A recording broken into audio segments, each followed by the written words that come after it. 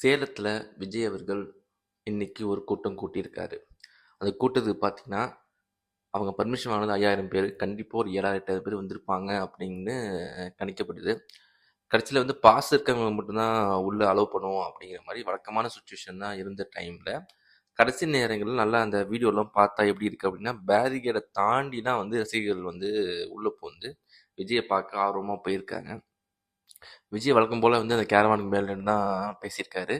இதுல என்ன நடந்திருக்கு அப்படின்னா, இந்த கூட்டம் எப்படி ஆர்கனைஸ் பண்ணியிருக்காங்க அப்படின்னா, நண்பகல் அதாவது மதியம் 12 மணிலேருந்து மத்தியானம் 3 மணிக்கு தான் வந்து பர்மிஷன் வாங்கியிருக்காங்க. அதாவது நல்லா வந்து சூரியன் உச்சி வெயில்ல இருப்போம் இல்லையா? அந்த டைம்ல சேலத்துல அந்த பர்மிஷன் வாங்கியிருக்காங்க. இன்னைக்குன்னு பார்த்து நல்ல வெயில். கொளுத்துற வெயில் அடி மரண வெயில் அடிச்சிருக்காங்க. நல்லா மதியம் டைமு. ஆனா எனக்கு ஒண்ணுமே புரியல. ஏன் இவங்க வந்து எப்போதுமே இந்த மதியான டைமு அந்த ஒண்ணு இதுலயே வாங்குறாங்கன்னு தெரியல. எல்லா பொதுக்கூட்டம் அதாவது திமுக, அதிமுக எந்த பொதுக்கூட்டம் நடத்தினாலும் அவங்க வந்து சாயந்தரம் தான் பண்ணுவாங்க. 4, 5 மணிக்கு மேல வெயில் கொஞ்சம் குறைஞ்சதுக்கு அப்புறம் தான் மாநாடு ஆரம்பிப்பாங்க. ஆனா விஜயோட மாநாடு எல்லாமே நல்ல மத்தியானம் மத்தியானம் இருக்கு. ஏன்னா அதுக்கப்புறம் 6 மணிக்கு மேல விஜய் கிளம்பி வீட்டுக்கு போகணும்னு நினைக்கிறாரு போல. அதாவது இதுல என்ன பியூர்லி தெரிய வருது அப்படின்னா, அவங்களோட சௌகரியத்தை தான் பார்க்குறாங்க. அதாவது தாவேகா கட்சியினர் விஜயோட அப்புறம் வந்து அந்த அமைப்பாளர்கள் எல்லாருமே எப்படி கம்ஃபர்ட்டா இருக்கலாம், சொகுசா எப்படி இருக்கலாம் அப்படின்னு தான் பார்க்குறாங்க. கரெக்ட்டா விஜய் கேரவன்லேருந்து வராரு, கையாட்டுறாரு, ஒரு 1/2 மணி நேரம், 3/4 மணி நேரம் பேசுறாரு. 1 மணி நேரத்துக்குள்ளேயே வேலைய முடிச்சுட்டு சட்டு புட்டுன்னு கிளம்பி அவர் பாட்டுக்கு வீட்டுக்கு போயிறாரு. ஏதோ வந்து இது இருக்கு இல்லையா? ஒரு மீட்டிங் ஆல்ரெடி இந்த கார்ப்பரேட் ஜாப்ஸ் இருக்காங்கன்னா, ஒரு மீட்டிங் போய் அட்டெண்ட் பண்ணிட்டு வரேன்னு சொல்லிட்டு ஒரு 1 ஹவர் மீட்டிங் அட்டெண்ட் பண்ணிட்டு மறுபடியும் ஜாபுக்கு போவாங்கல்ல, அது மாரி வந்து ஒரு 1 மணி நேரம் 1 1/2 ஹார்ஸ் வந்து டைம் ஸ்பெண்ட் பண்ணிட்டு அவர் பாட்டுக்கு வீட்டுக்கு கிளம்பி போயிட்டே இருக்காரு. இவனுங்க என்ன ஆனா என்ன, நமக்கு என்னங்கிற மாரி தான் அவரு பிஹேவ் பண்ணிட்டு இருக்காரு. நல்லா வந்து அவர் ஒரு 12 மணிக்கு வருவாருன்ட்டு காலை 9, 10 மணிலேருந்து வந்து இந்த வெயில்ல நின்னுட்டு இருக்கானுங்க. வெயில்ல நின்னு அவன் அவன் மயக்கம் போட்டே விழுந்துட்டான். கொஞ்சம் பேர் மயக்கம் போட்டு விழுந்திருக்காங்க. அதுல ஒருத்தர் இறந்துட்டார். சுராஜ்ங்கிற ஒருத்தர் வந்து இறந்துட்டாரு. அதெல்லாம் பார்க்கவே பாவமா இருக்கு. எதுக்குடா போய் இவ்வளோ நேரம் அங்க நின்னுட்டு இருக்கீங்க? எதுக்குடா அங்க போய் நின்னுட்டு இருக்கீங்க? அப்படிங்கிற மாரி தான் இருக்கு. பாரு அவன் அவன் மயக்கப்பட்டு விழுந்து உயிர வந்து பணயம் வச்சு இதெல்லாம் தேவையா? அப்படிங்கிற மாரி தான் இருக்கு. அதான் பார்த்தீங்கன்னா, அவங்க ஒரு பந்தல் எதுவுமே அமைக்கல. குடிநீர்னா வசதி பண்ணாங்களா இல்லையான்னு சரியா தெரியல. அவ்வளோ பேர் மயங்கி மயங்கி விழுறாங்க. ஆம்புலன்ஸ் கிளம்பி போயிட்டே இருக்கு. முடிஞ்ச அளவுக்கு உயிர காப்பாத்திட்டாங்க எல்லா உயிரையும். பட் ஆனா வந்து ஒருத்தர் சுராஜ்ங்கிறவரு இறந்துட்டாரு. அதையும் வந்து வெளில வந்து நிர்மல்குமார் அவர்கள் ஏற்கனவே அவருக்கு ஹார்ட்ல இஷ்யூ இருந்துச்சு. அதனால உடல்நலக் குறைவால் இறந்துட்டாரு. ஏன்னா இப்படி சொல்லக்கூடாது இல்லையா? மாநாடுல வந்து இறந்துச்சுன்னா மறுபடியும் திட்ட ஆரம்பிச்சுருவாங்க அப்படிங்கிறதுக்காண்டி, உடல்நலக் குறைவால் அவர் வந்து மாநாடுல இறந்துட்டாரு அப்படின்ட்டு கதைய கட்டி விடுறானுங்க. அதெல்லாம் இல்லவே இல்ல. நல்லா அடிச்ச வெயில்ல வந்து பல மணி நேரம் தண்ணி இல்லாம நின்னுட்டே இருந்ததுல வந்து கண்டிப்பா டீஹைட்ரேஷன் போய் இறந்துருக்காரு அவரு. அதெல்லாம் நல்லா தெரியுது. என்ன அப்டின்னா, மறுபடியும் மறுபடியும் இந்த தப்ப வந்து தாவைக்காரர்கள் பண்ணிக்கிட்டே தான் இருக்காங்க. மறுபடியும் இந்த மாநாடு போடுறப்போ கூட்ட நெரிசல் அதிகமாக தான் செய்யுது. இன்னொன்னு அவங்களுக்கான தேவையான குடிநீர் வசதி, அந்த வந்து இவ்வளோ நேரம் காக்க வைக்கிறதே முதல்ல நான் வந்து என்ன சொல்றது, அது தேவையில்லங்கிறேன். நீ சொல்ற டைம்க்கு அவங்க வரவும் மாட்டேங்கிறாங்க. சீக்கிரமா வந்துடுறாங்க. நீங்களும் வந்து மத்தியான டைம்ல 12, 1 மணிக்கு வந்து மீட்டிங்க போட்டு வந்து ரொம்ப கஷ்டப்படுத்துறீங்க எல்லாரையும். விஜய் அவர்கள் வராரு. வந்து ஒரு 1/2 மணி நேரம், 3/4 மணி நேரம் பேசுறாரு. அந்த எப்போதும் போல விஜய் ஸ்டண்ட் தான். என்ன ஸ்டண்ட்னா வந்து சினிமா ஸ்டண்ட், சினிமா டயலாக்ஸு, அந்த வீரவசனம், பந்தா ஸ்பீச்சு அப்படிதான். அதே மாரி தான் அமையுது. எப்போதும் போல டிஎம்கே திட்டுற மாரி டிஎம்கே திட்டுறாரு. டிஎம்கே நெறைய பணம் குடுக்கும். அந்த பணத்த நல்லா வாங்கிக்கங்க. ஆனா காதுல போய் விசில் அடிங்க. செவில்ல வந்து விசில் அடிங்கங்கிறாரு.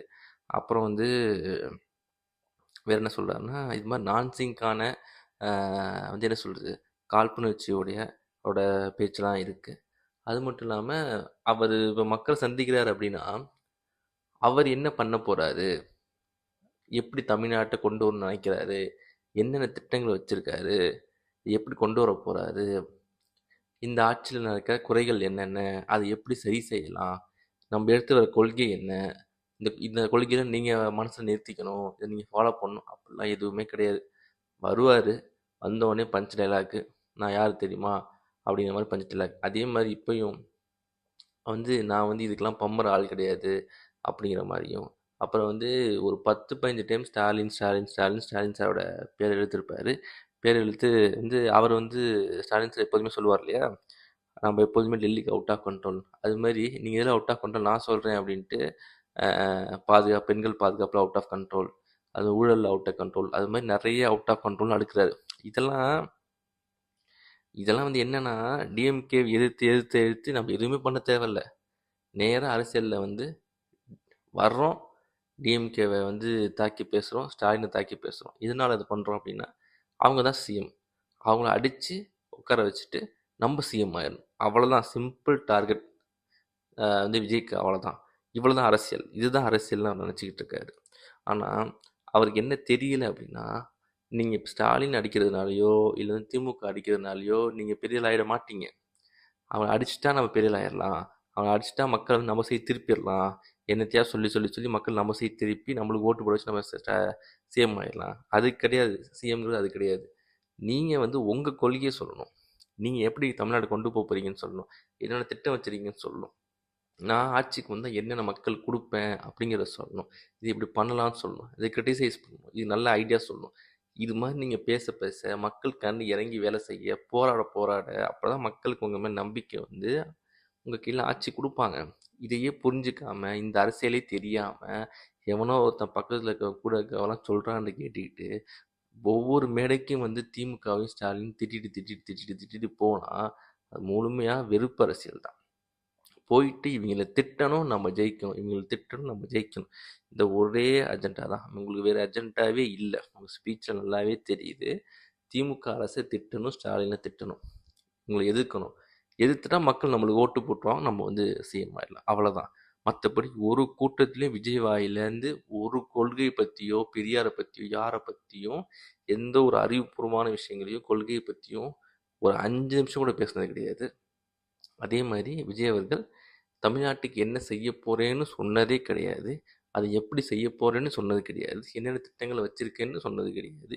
எப்படிலாம் தமிழ்நாட்டை மாற்ற போகிறேன் அப்படின்னு சொன்னது கிடையாது. இந்த கவர்மெண்ட்டில் என்னென்ன தவறு நடக்குது, அந்த தவறு நம்ம எப்படி ரெக்டிஃபை பண்ணலாம், எங்கெங்கெல்லாம் தப்பு நடக்குது அப்படின்னு சொன்னது கிடையாது. மக்களுக்கு போய் எந்த இடத்துலையுமே குரல் கொடுத்து மக்களோட மக்களாக நின்னது கிடையாது. இது எதுவுமே பண்ணாமல் வெறும் வெறுப்பு அரசியல், திமுகவை திட்டுறது, ஸ்டாலினை திட்டுறது, இதை மட்டுமே மையமாக வச்சு அரசியல் பண்ணிகிட்ருக்காரு. இந்த அரசியல் மைலேஜ் எவ்வளோ நாளைக்கு போகும் அப்படின்னா, இந்த எலெக்ஷன் வரைக்கும் தான் போகும். இந்த எலெக்ஷனில் விஜயோட வாக்கு வங்கியை பார்த்துட்டாங்க அப்படின்னா அதுக்கப்புறம் விஜய்கிட்ட யாரும் சீண்ட மாட்டாங்க. அவ்வளோதான். இந்த ஒரு 3 மாதம் வச்சு விஜய் ஹைப் ஏற்றி எல்லாம் காசு சம்பாரிச்சிட்டு எலெக்ஷனுக்கு அப்புறம் விஜயை தனியாக விட்டுட்டு எல்லாம் ஓடிடுவாங்க. ஏன்னா இது எல்லாமே தற்காலிகமாக நடக்கக்கூடிய விஷயங்கள். இப்போ கூடுற கூட்டம் எல்லாமே விஜயை பார்க்கறதுக்காண்டி வர கூட்டம். விஜய் இல்லாமல் யார் வந்து அந்த நின்னாலும், எந்த சினிமா ஆக்டர் வந்து நின்னாலும் அந்த கூட்டம் கூடியிருக்கும். அதேமாதிரி விஜய் வரப்போ அதிகமான கூட்டங்கள் கூடுது. அது மட்டும் இல்லாமல் விஜய் எலெக்ஷன் முடிஞ்சதுக்கப்புறம் இப்போவே விஜய் வந்து 1 மாதத்துக்கு ஒரு டைம், 3 வாரத்துக்கு ஒரு டைம் தான் வெளியே வராது. மீடியாவை பார்க்குறதே கிடையாது. நீங்கள் எலெக்ஷன் முடிஞ்சதுக்கப்புறம் பாருங்கள், அடுத்த எலெக்ஷன் தான் வருவார். நடுவில் 5 வருஷம் ஆள் அட்ரஸே இருக்காது. அப்பப்போ தாவைக்கினர் ஏதாவது ஒரு மீட்டிங் ஏதாவது வந்து நடத்திக்கிட்டு இருப்பாங்க. அப்புறம் ஏதாவது பேட்டி கொடுத்துக்கிட்டு இருப்பாங்க. விஜய் நீங்கள் வெளியில் பார்க்கவே முடியாது. இப்போ எலெக்ஷனுங்கிறதுனால மாநாடுங்கிறதுனால வெளில வராது. அடுத்ததுலாம் எலெக்ஷன் முடிஞ்சிருச்சு அப்படின்னா அதுக்கப்புறம் அடுத்த எலெக்ஷன் தான் வெளில வருவார். ஏன்னா அது வரைக்கும் அவருக்கு வேலையே கிடையாது. எலெக்ஷன் டைமில் வந்து திமுக திட்டிட்டு போய் படுத்துங்கிடலாம்ல, அதுதான். அது மாதிரி அடுத்த எலெக்ஷனுக்கு வந்து திமுக திட்டிட்டு போய் படுத்துங்கிடுவார். நடுவில் நீங்கள் விஜயை பார்க்கவே முடியாது. விஜயும் தாவைக்காவினருடையும் ஒரிஜினல் ரூபம் நீங்கள் இந்த எலெக்ஷன் முடிஞ்சதுக்கப்புறம் நீங்கள் கண்டிப்பாக பார்ப்பீங்க.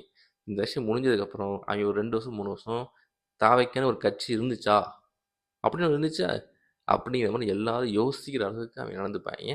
இப்போயே படுத்து தூங்கிட்டு தான் இருக்காங்க. இன்னும் எலெக்ஷன் முடிஞ்ச அப்புறம் பாருங்கள் நல்லா. அப்புறம் கோடைக்காலம் வந்துடும்.